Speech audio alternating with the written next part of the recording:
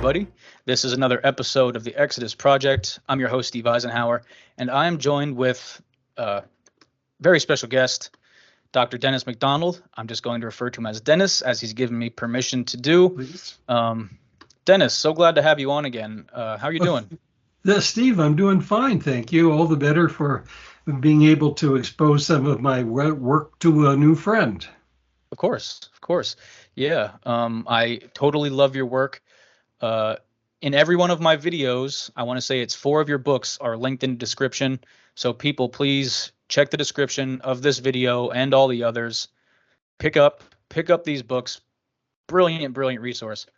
I wanted to tell you, I was just on vacation in June, and I went on a cruise, and sitting by the pool and just relaxing on the days you're at sea, and I found myself reading. And what was I reading? The Homeric epics and the Gospel of Mark. I'm like, and my wife's like wanting to go in the pool, and I'm like, hold on, just let me finish this chapter. So yeah, I really enjoyed that, and I'm loving it. I have the PDF or the ebook version, and I caught myself every now and again putting notes in and highlighting things, and yeah, so brilliant resource. Well, I hope you got your swim in on your voyage. Yeah. By the way, if I could make a plug right now, Steve, for 3 books, one that came out recently and another 2 that are on the way, I'd like to do so. One is a self-published and therefore relatively cheap Synopses of Epic Tragedy and the Gospels, which is 570 pages that you can get now on Amazon for about $30. Wow. And awesome. It's the distillation of my work. It includes my translations of Greek poetry, Homer, Euripides, Sophocles, and so on. And we'll talk about the Euripides piece. Sure. Then there's a sequel that should be out by the beginning of the year called Must the Synoptics Remain a Problem?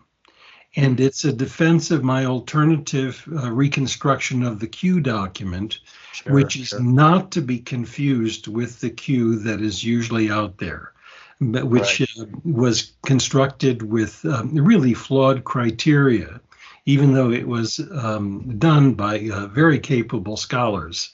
But I think at least I've tried to correct the 2 major problems. But another is actually a fictional account that is it's called 4 Synoptic Epistles. And the subtitle is Apocryphal Letters that the Evangelists wrote each other.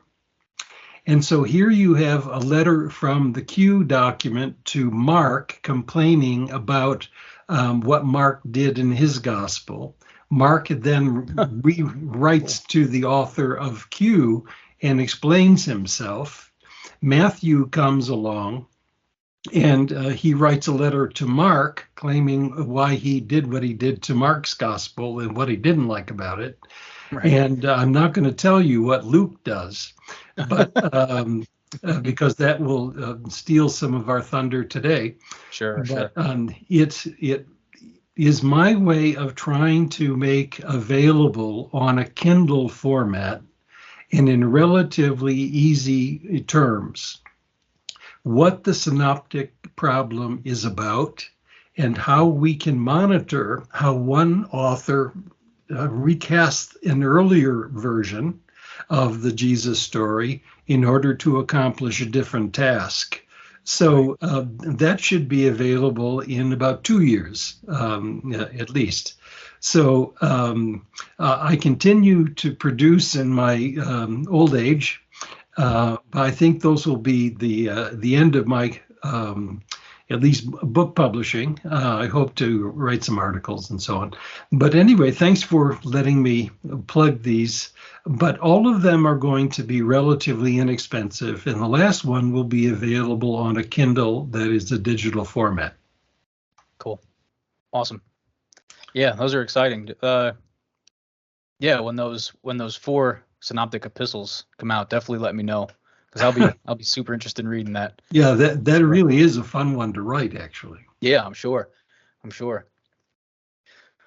Yeah, so switching gears, you had mentioned you're not gonna let everyone know what Luke did, right? Because that'll steal the thunder from today. Um, so I would really like to talk about the Book of Acts, Yeah. Gospel of Luke, uh, and Euripides, the Greek playwright from, I want to say, 5th century BCE. Am I Yes. right in that? Okay. Yeah. Um, and how there seems to be some mimesis. The mimesis criteria are being met, but also we do in fact have in the Book of Acts, some citations or quotes of other famous Greek and Roman playwrights, if I'm not mistaken. Oh, well, the only one that is recognized in critical editions of the New Testament is, in fact, from Euripides' Bacchae. Okay. It is hard for you to kick against the goads. Sure. When Dionysus chides Pentheus for not believing in him. And this is then quoted by the risen Jesus to Paul on the so-called road to Emmaus. I'm sorry, road to get to Damascus. Right. And unlike Pentheus, Paul does convert and accept the vision. So, Sure. but that's the only recognized quotation in the New Testament to a narrative poem. There's nothing about from Homer. There's nothing about Virgil's Latin Aeneid. Sure. So it really is a major oversight in the discipline that we've been tone deaf to ancient poetry. Yeah. Yeah. Um, in that vein of thinking, I really, a lot of what I do focuses on what's the worldview? What's the worldview that this literature came from? And Asia Minor, where Paul probably would have been writing, where he was from. If you could just give us like some insight, what really was like the worldview of the region at the time, and how does that really explain this mimesis criteria and how we got what we have of the New Testament based upon what the worldview of these authors were. Okay, we can talk about mimesis light or mimesis industrial strength. And when we were talking just prior to the podcast, you were giving what I would call is a mimesis light interpretation. And by the way, I think that is the case for many interpretations of Greek poetry, Homeric poetry, for example. But a case can be made for mimesis industrial strength. Okay. And what I mean by that is that these authors are not just pulling things from their cultural environment, but they're actually invoking consciously the literature of the Greeks in order to establish their own project. And the reason that can be done is not only because we have wide availability of the Homeric epics. They were the first things that students were exposed to in school, and that they were exposed to them throughout their lifetime if they had intellectual interests. But the other is that the Homeric epics supplied information that was important for being Greek itself. That is, these were cultural fixtures. And if you wanted to have upward mobility in your young lifetime, you needed to show some facility with the Homeric epics, its myths, its heroes, its rhetoric, in order to survive and to thrive. So this is really like your ancient required reading. Yes, but it goes even further than that. The Homeric epics were so dominant in the cultural landscape of the Greeks that when Greeks deviated from the Greek norm, they frequently had to rewrite Homeric epics in competition, which is called in Greek zelusis, or that where we get the word zealot, for example. Okay. It's rivalry. Okay.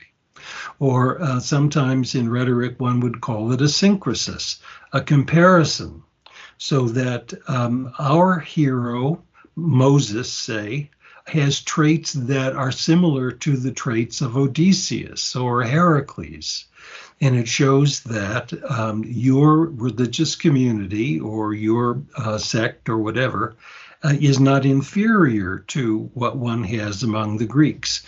And one can see this clearly in Virgil's Aeneid, where Virgil is trying to say that Aeneas and many Romans were superior to the Greeks. And in order to do that, you rewrite Homeric epic to show that your hero is more compassionate or wiser or better connected or a better organizer or whatever. And so that's a syncresis that's built into Homeric imitation. Now, it wasn't just Homer who was imitated. Euripides' Bacchae is clearly a religious document of a deity who comes to earth, appears to his own people in judgment, and shows himself by miracles to the women of Thebes and converts them and makes them enthusiasts for his new cult. Early Christians, but even before them, Jews, used the Bacchae to talk about the advent of a new religion and resistance to it, and the importance of the deity giving gifts to those who are devotees, and so on. So what one finds in the New Testament is not at all unusual. It's what one would expect of a new religious movement that's trying to gain cultural traction. And you do that, get that traction by attraction to the Greek epics and Greek poetry. This is what people knew. This is what was shaping culture. And this is how one expressed one's new identity. There's a classicist whom I'm very fond of, Tim Whitmarsh, that is an expert on Greek literature in the Roman Empire. And he's written several wonderful works. One is a book that valorizes mimesis as the primary literary mode for writing among Greek intellectuals in the early Roman Empire. He does not mention Jews or Christians as a part of that project, but certainly they are. And I think that in my career, I was lucky enough to step into that world and to be a pioneer in carving out a new discourse that places Jewish and Christian discourse and composition in the context of mimesis in the ancient world. And so I'm sure that's what we're going to talk about. Now, it's okay, though, to talk about mimesis light. That is, as it's in the world, it's in the culture, these are wonderful stories. You can make your own story about it and have it to be fun, and you don't need to have visual contact or an intimate connection with Homer. That's true. It's there. As Hegel said, Homer is the oxygen that Greeks breathed. But at some points, authors took it on themselves, like Virgil, to write alternative epic in prose, but Virgil in poetry, in order to carve out a new social identity. And that is, I think, a huge breakthrough in our understanding of what the gospel authors are trying to do. They're not trying to write history, Steve. They're not trying to say this is what happened. Sure. They're trying to write foundational mythologies to compete with the dominant mythologies about them.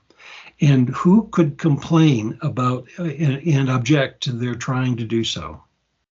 Yeah, I read I read an article not too long ago. I think it was a student from the University of Notre Dame, but I can't remember. Um, I think it was a dissertation, their doctoral dissertation, and they proposed the theory, which actually seems to hold some water, or at least along these same lines, that the Gospel of Mark, we understand, a lot of people understand it as like the Gospel to the Romans. That's a common uh, saying, I guess, but that it was almost written as a polemic or a response to the Aeneid, because the Aeneid was giving the Romans almost a new mythology in the I guess you could say genre of Homer, right? And Mark was, you know, doing a different version of that, and I, I I don't thought know that was if a he compelling I don't argument. know if he cites me, but in my book, The Synopses of Epic Tragedy in the Gospels, I emphasize that Mark is imitating the same Homeric stories that Virgil did Yeah, in the Aeneid. And so that I didn't highlight as much in my early work, but in my recent work, I really think that's important. I think that's a good sure, insight. sure. Yeah, and another point before we move on into Euripides and the Bacchae. Um, just as a citation, we have in the Eastern and Western Orthodox Church traditions, we have these characters showing up explicitly, right? For example, like in Dante's Inferno, Virgil is leading Dante through the underworld. He's almost the main character, right? The person who That's wrote right. the Aeneid, gave the Romans this new mythology in the genre of Homer, and he's the one leading Dante through the underworld. And the There's a Gospel of Nicodemus has the same Euripides Euripides things that we're about to talk about in Acts. So we see that these things held true in the cultures even a few centuries later into the church era. Yeah, Dante's decision to make Virgil his guide in much of the Inferno is absolutely brilliant because his readers would know Latin better than they would know Greek. Sure. Virgil's Aeneid sends Aeneas himself into the netherworld in Book 6 and talks about people who are seen there, but it emphasizes the virtues of the people who are there and the history of Rome. Yeah. But now Virgil is going to be able to tell people to tell Dante about all the sufferings, and he just piles on everybody he doesn't like into some version of the punishments of Right. hell. Oh, it's a Right. brilliant thing to do. Yeah. And even in a way, Dante's Inferno seems a bit polemical. Oh, When you when think I so? Oh yeah, when I read it, it's like, wow, this guy really wasn't a fan of these people, and Oh, that's there's actually polemic everywhere. sure, sure. But especially the epistles, that's kind of how I approach the New Testament, is I just look at everything epistle wise, not so much the Gospels, but epistle wise as polemics against somebody else, because it seems like that's always what they're doing, is either throwing another Christian school under the bus or defending their own Christian school. And that might not be the best way to look at things, but it seems to be explicit in a lot of places. I think we get help, Steve, from social identity theory. In a very simple way of appreciating that sociological methodology is to say that people create in groups largely Sure. by agreeing about who they are not. In other Hmm. words, stigmatizing or stereotyping the out group. Yeah. And leaders of the in group are are respected because they can articulate the shortcomings of the out group better than anyone else.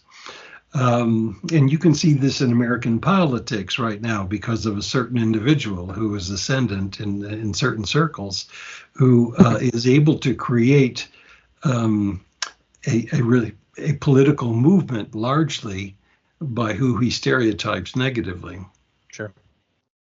Sure. So, and that's what Paul does.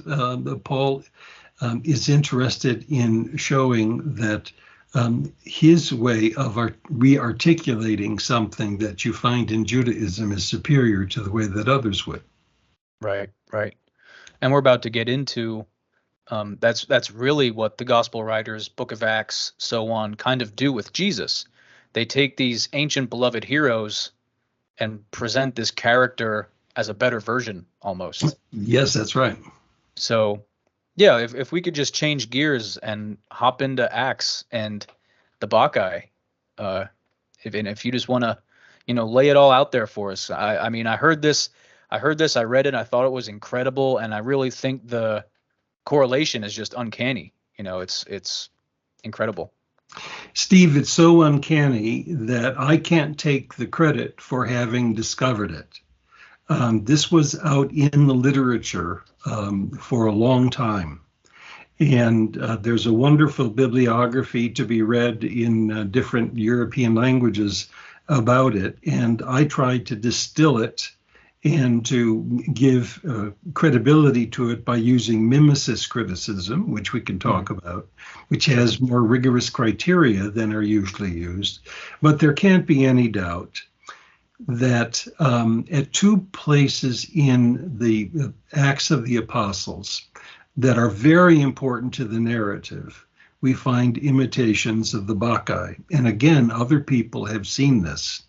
And if we had a chance, I would make an argument that the author of the earliest version of the Gospel of John saw in the Acts of the Apostles that Paul becomes a Dionysian character. And that then the author of this early version of the Gospel of John makes Jesus a Dionysian character. That's why the first miracle Jesus does is the creation, is the changing of water into wine at a wedding. Yeah. And he's the true grapevine and so on. So I could go on and on about that. But let's stay with the Acts of the Apostles. The 2 points in the narrative that are very important for understanding the use of the Bacchae, which, by the way, was imitated already by Jews prior to the Acts of the Apostles. The first is the Pentecost story, where there's divine madness in Pentecost. Some opponents think that everybody's drunk, and Peter has to say, no, they're not drunk, they're full of the Spirit. And so men and women are prophesying, which is what you find in the Bacchae. There is an imprisonment of these devotees of the new deity. Then there's a prison break caused by an earthquake, thank you very much, which is what you have also in the Bacchae. There is there's a prohibition against Jesus, the followers of Jesus, to proclaim their message in the temple, which they violate and are vindicated. The second is the Pauline segment, where Jesus appears to Paul on the road to Damascus, very much like the appearance of Dionysus to Pentheus.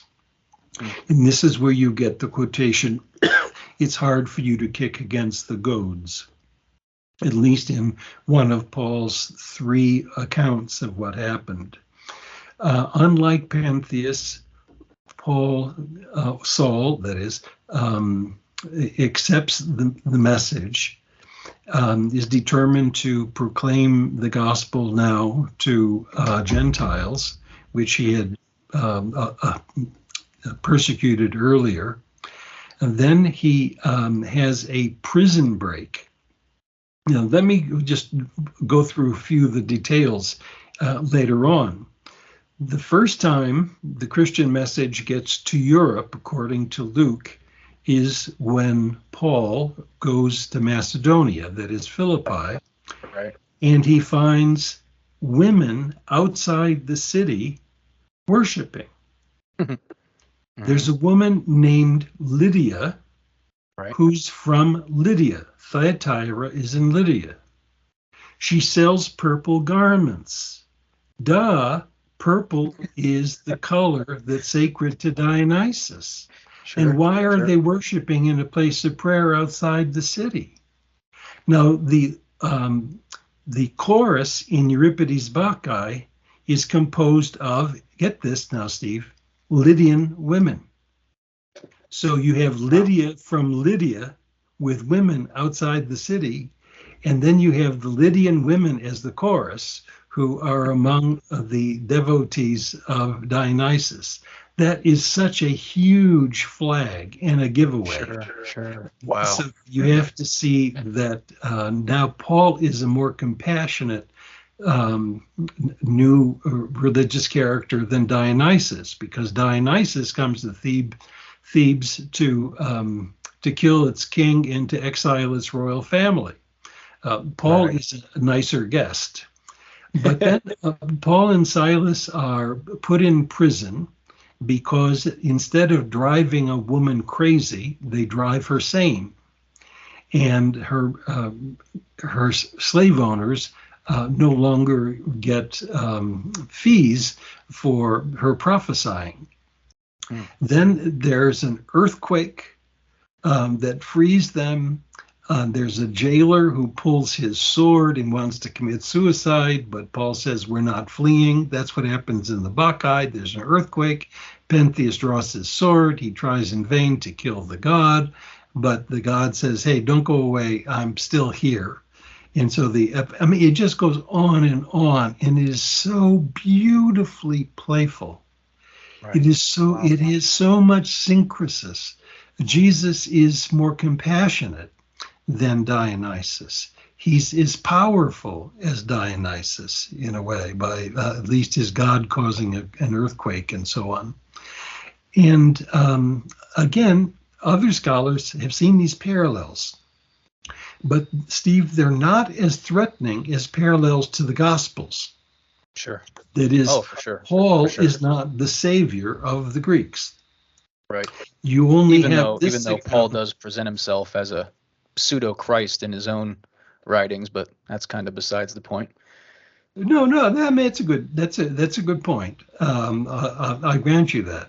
But the investment in Paul, even so, is not similar. I mean, it's not as powerful as the pull of the Jesus character in Sure, the of course. narratives.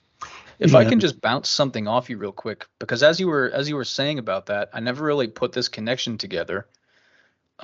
It's clearly it pushes the narrative that this woman from Lydia in Macedonia and Philippi, I'd assume, is where we're going with this.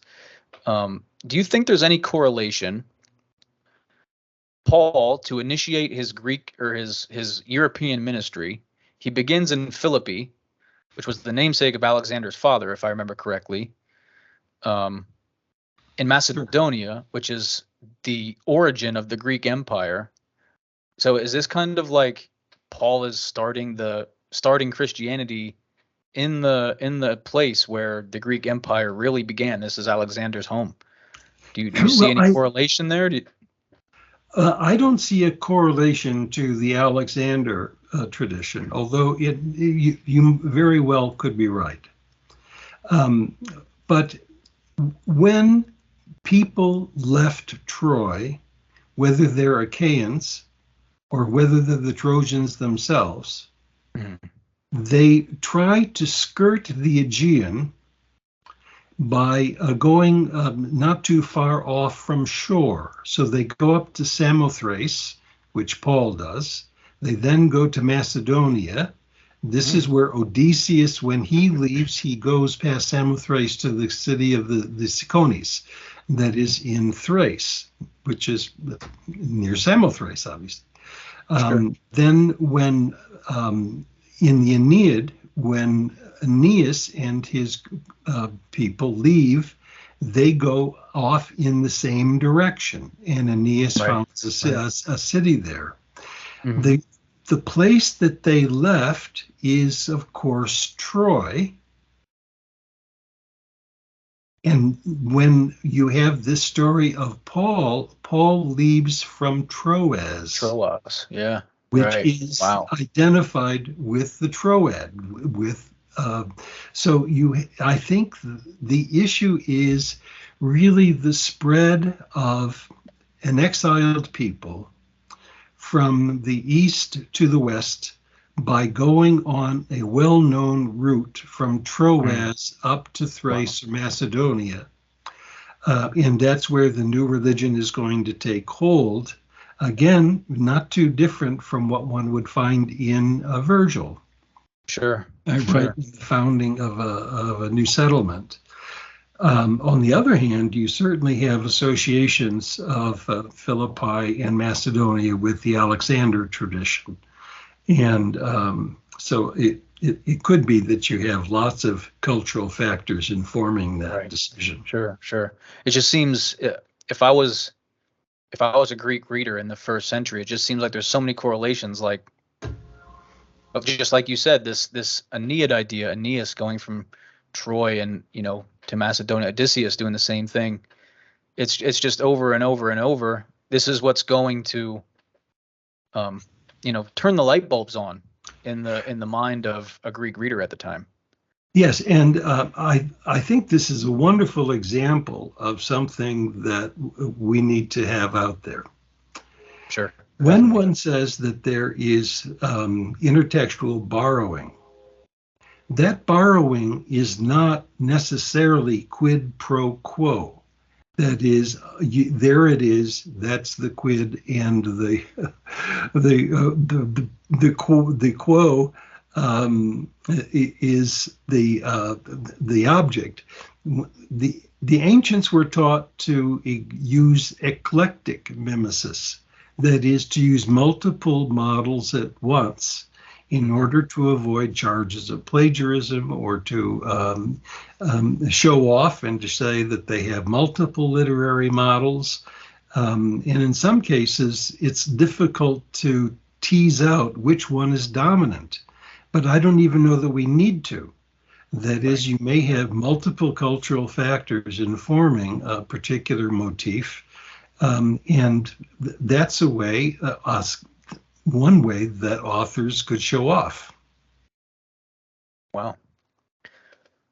So we briefly mentioned the Gospel of Nicodemus, and how this same how the Bacchae shows up there too. Do you think whoever authored the Gospel of Nicodemus saw these things in Acts, saw the Dionysian Gospel in John, and utilized this, or it was simply just a less subtle way of relaying the same message? Or do you think they were just piggybacking off of the tradition they already knew from the canonical New Testament?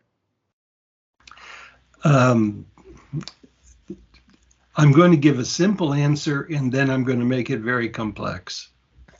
The simple answer is that whoever wrote the Gospel of Nicodemus in its earliest manifestation, which probably is late 4th century, must have seen in the Gospel of John imitations of the Bacchae, because they are reinterpreted and extended.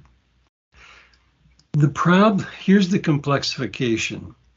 The text of the Gospel of Nicodemus, sometimes called the Acts of Pilate, was far more popular than most people recognize. It went through many editions in multiple languages. It has so many different manifestations that it's been a zoo for classicists to tease out one stratum from another. The later strata show imitations of the Gospels and additions from the Iliad. So at that point, the Iliad becomes a more important model. Earlier on, the more important model seems to be Euripides' Bacchae. Fortunately, we now have wonderful editions of the various manifestations, which we call recensions of this book. But at each stage, the antitexts that inform them from Greek poetry differ. So, for example, you may be familiar with the story of the harrowing of hell. That is, Yes. Jesus goes and empties hell. Yes. The earliest textual version we have for that is a part of the Acts of Pilate, that is the Gospel of Nicodemus business. Right. And the most complete text we have is in Latin, but it almost certainly was originally in Greek. Sure. And in that case, the model seems to be Odysseus going to the netherworld, and he has to leave everybody in the netherworld in their sufferings or whatever. Mm-hmm. But Jesus can empty it to show the syncresis. So the acts of, if I were young and starting my career again, I think I could spend a lifetime with the Gospel of Nicodemus, trying to stream out these various literary strata and intertexts. And I think I've done a pretty good job of it for an amateur in that particular field. But it really is quite what I would say an intertextual amusement park. Yeah, I think you'll appreciate this. When I was reading the Gospel of Nicodemus, the Acts of Pilate, and I'm reading this because I was interested in the harrowing of hell. Like, where did this whole idea come from? Yeah, there you go. Yeah. And I'm reading this, and I was bouncing it off a friend of mine who told me, I told him I was going to be on with you tonight. He said, make sure to let him know I love him and his work. He's incredible. So there it is. But I was reading that, and we agreed. We're like, wow, I felt like I was reading a comic book. Do you know what I mean? It was like, it's like a Pilate fan fiction. You know what I mean? Like, I was like, what is this? I feel like I'm reading more of like a fan fiction on Reddit than any type of, historical religious literature. You know what I mean? It felt more like something you would read to your kid at bedtime rather than something to base your faith off of, What do you think about that? I think that analogy is very helpful. I have a student who's doing a dissertation on the Gospels as fan fiction. Oh, and nice. Fan fiction is not a simple concept. It actually is a very complex understanding of how literature takes characters. They can be fictional or they can be historical, one way or the other, right? And pulls the possibilities of caricaturization in different directions, right, in trying to compete with each other to say, I'm a bigger fan, or I really don't like this person. There's negative fan fiction as well. There are some people that want to be gatekeepers then, the real Elvis Presley is the one I'm going to tell you about, and so on. Sure. So I think this business of fan fiction needs to be understood next to mimesis as a way of understanding, retextualizing characters. Yeah, I think the reason we came to that conclusion, I'm a huge Star Wars fan. I mean, huge. I have a 5-foot Darth Vader right here next to my desk. Star Wars fan fiction is that's like it. There's a plethora of Star Wars fan fiction, and it's like I feel like I'm reading like New Testament fan fiction right now. I feel, you know what I mean? And then let me ask this, Steve. Is that more enjoyable way of understanding these texts, or is it more enjoyable to see them as historical records? I really think in anything, that fan fiction idea is always more enjoyable because it's like a comic book. Do you know what I mean? I was speaking with Dr. Price not so long ago, and we did a show called The Comic Book Christ. He's Superman. He can do nothing wrong. You know what I mean? And that's someone you can relate to. That's someone you can put yourself in their shoes. I'm not a Christian, but I see like what the authors were doing there. Similar to the Iliad and the Odyssey, you really get a intimate connection with these characters. And the decisions they make are like, that's the decision I want to make, because I want to be like this person. Right. So I totally get it. I totally get it. Here's the part that I want you to think about, Steve. You are enjoying your identification with the viewpoint of the author. Mm-hmm. Christian believers step beyond the author and they valorize the subject of the mythology, that is Jesus or the apostles.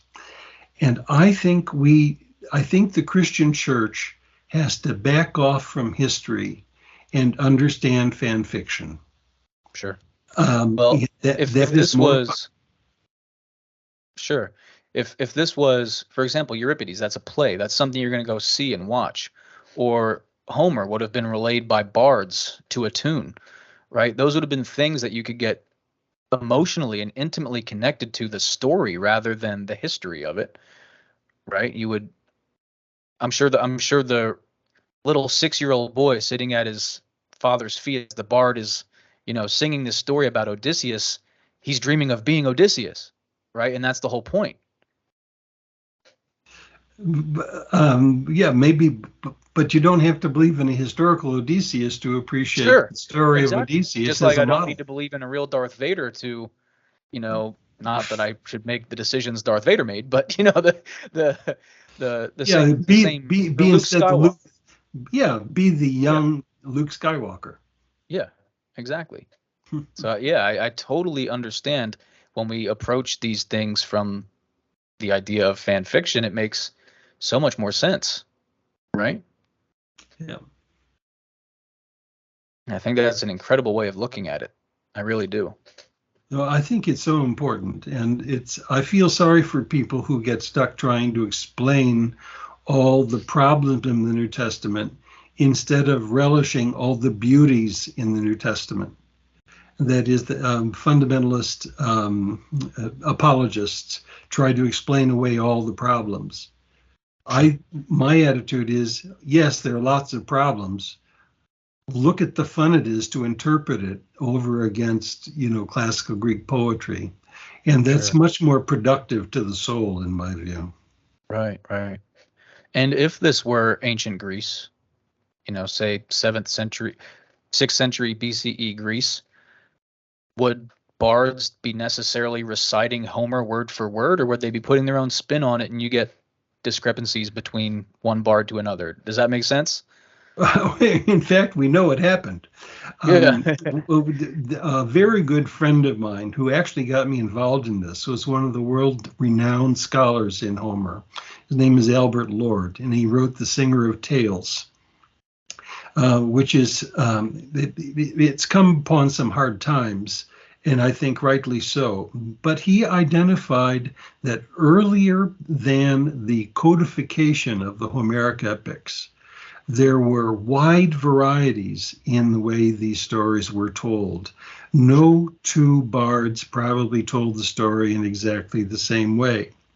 What happens in the 3rd century before the Common Era is that scribes wanted to have a more authoritative text for Homer, because it was becoming a cultural icon and was used widely in schools.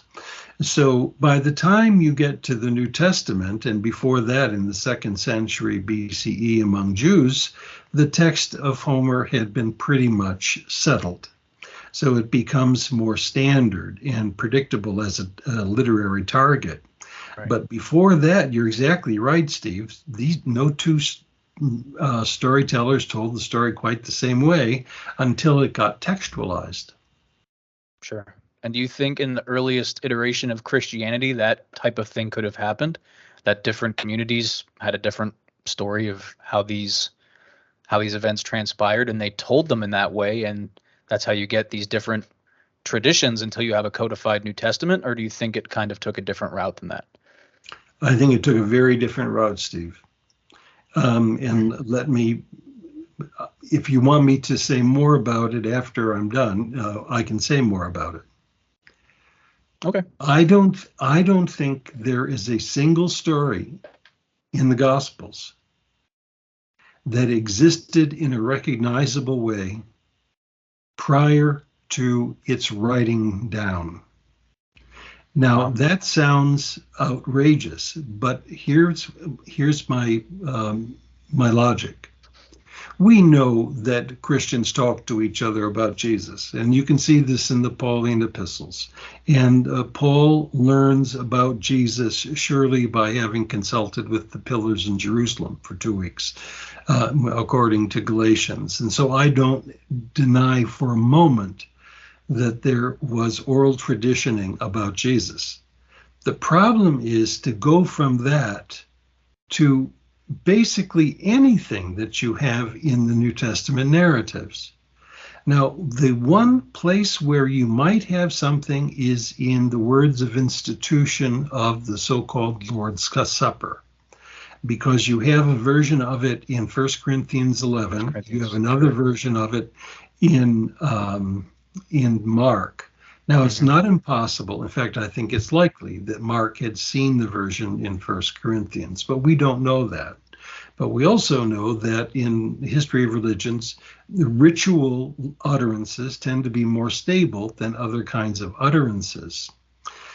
Now, when I look at the nature of New Testament miracle stories, let's say, or the Passion of Jesus, and I can find narratives that explain almost every detail in the story, it makes me wonder why we need to talk about a storytelling tradition about, let's say, the death of Jesus. You can explain everything in the death of Jesus in terms of the death of Hector at the end of the Iliad. Right. So why do I need to think that there was storytelling about? Now, yes, there was storytelling about the death of Jesus. I don't deny that. I don't think that's what informed the Gospels. I think they had a different agenda, and I think we need to understand that. Wow. Well, we're coming up on 50 minutes. Oh, is that right?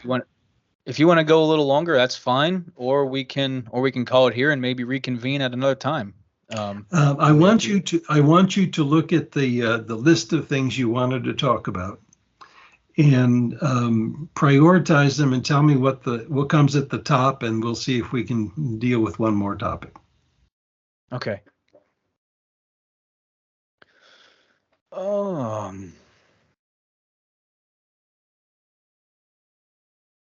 We've basically touched on just about everything.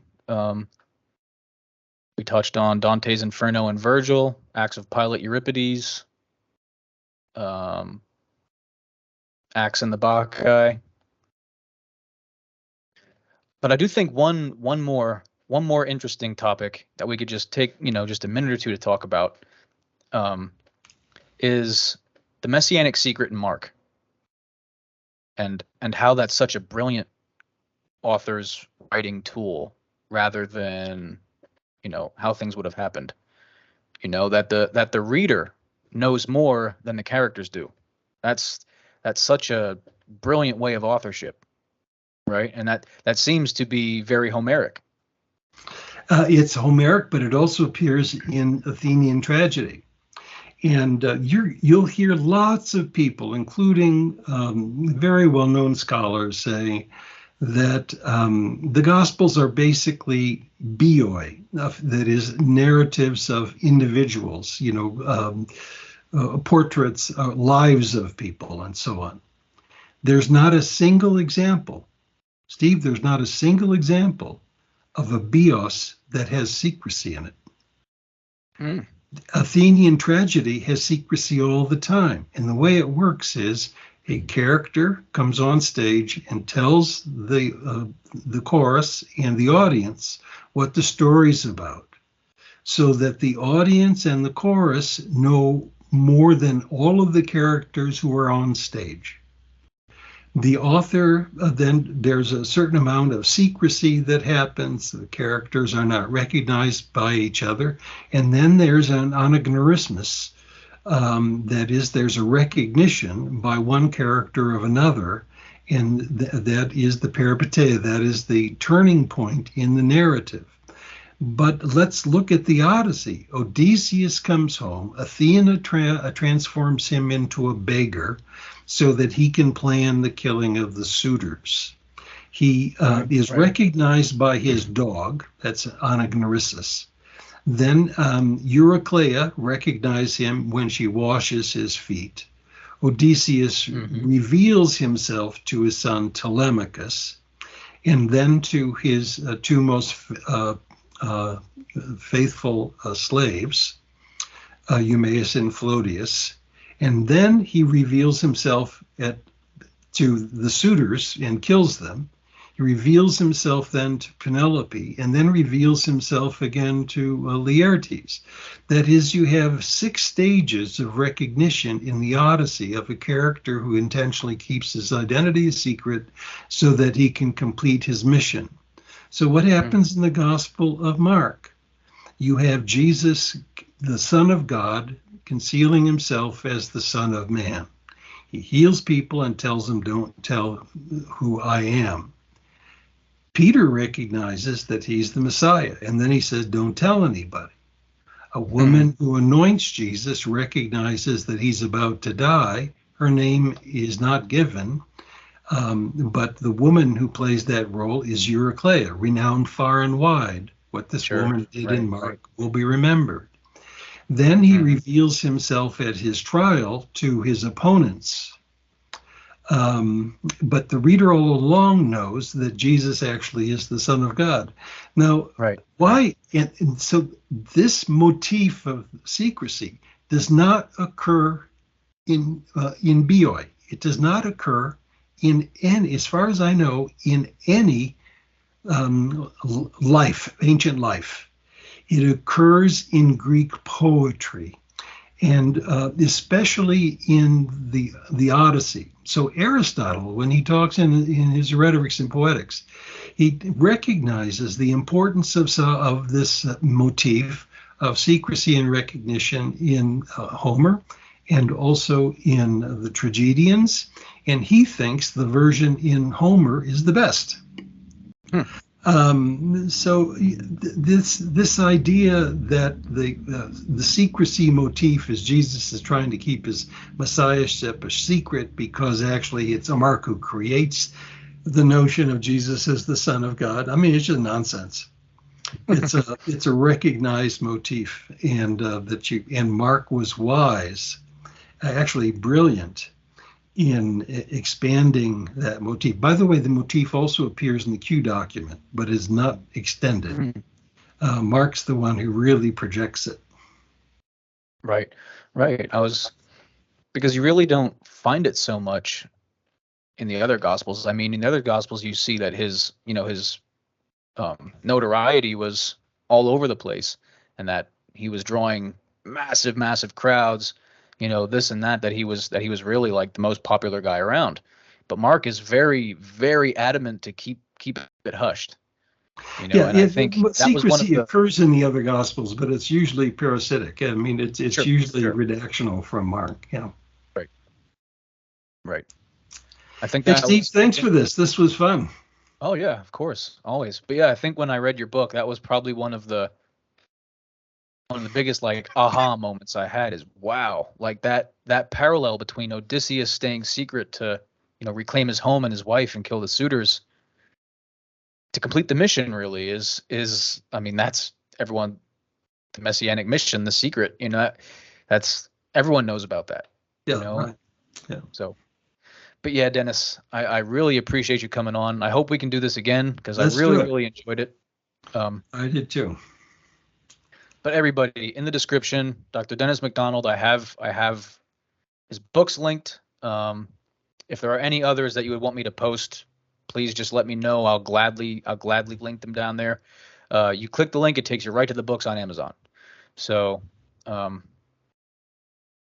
please check that out. Brilliant stuff, brilliant work, and I really hope it starts to get more traction. And I really hope, the rest of the I don't know what you can call it, the rest of the guild, I guess, really starts to take this more seriously, because the parallels, the correlations, it's so uncanny.